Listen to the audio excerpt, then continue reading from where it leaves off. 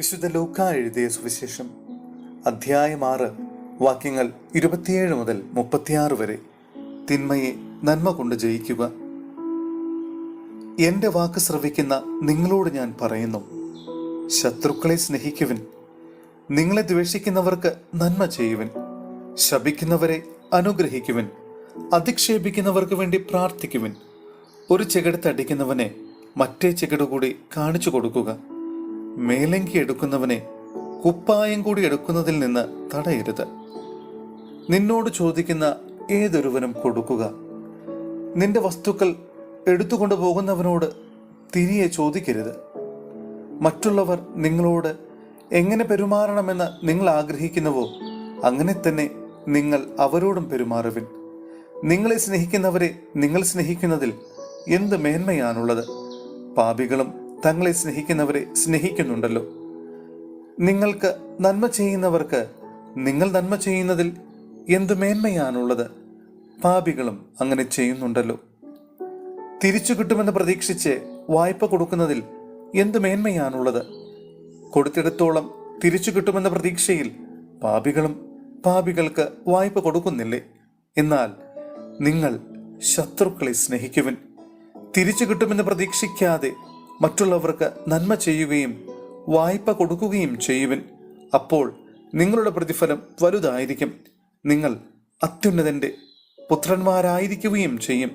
കാരണം അവിടുന്ന് നന്ദിഹീനരോടും ദുഷ്ടരോടും കരുണ കാണിക്കുന്നു. നിങ്ങളുടെ പിതാവ് കരുണയുള്ളവനായിരിക്കുന്നത് പോലെ നിങ്ങളും കരുണയുള്ളവരായിരിക്കുവിൻ. സഹോദരരെ, വിശുദ്ധ പൗലോസ് ശ്ലീഹ കൊരിന്ത്യോസിലെ സഭയ്ക്ക് എഴുതിയ 1-ാം ലേഖനം അധ്യായം 6 വാക്യങ്ങൾ 1 മുതൽ 11 വരെ. വിശ്വാസികളുടെ വ്യവഹാരം.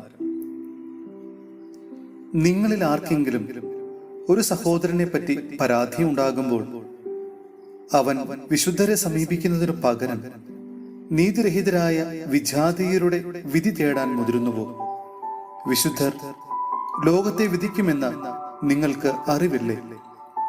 നിങ്ങൾ ലോകത്തെ വിധിക്കേണ്ടവരായിരിക്കെ നിസ്സാര കാര്യങ്ങളെക്കുറിച്ച് വിധി കൽപ്പിക്കാൻ അയോഗ്യരാകുന്നത് എങ്ങനെ? ദൂതന്മാരെ വിധിക്കേണ്ടവരാണ് നാം എന്ന് നിങ്ങൾക്കറിവില്ലേ? അങ്ങനെയെങ്കിൽ ഐഹിക കാര്യങ്ങളെ പറ്റി പറയാനുണ്ടോ? ഐഹിക കാര്യങ്ങളെക്കുറിച്ച് വിധി പറയേണ്ടി വരുമ്പോൾ സഭ അല്പവും വിലമതിക്കാത്തവരെ നിങ്ങൾ ന്യായാധിപരായി അവരോധിക്കുന്നുവോ? നിങ്ങളെ ലജ്ജിപ്പിക്കാനാണ് ഞാനിത് പറയുന്നത്.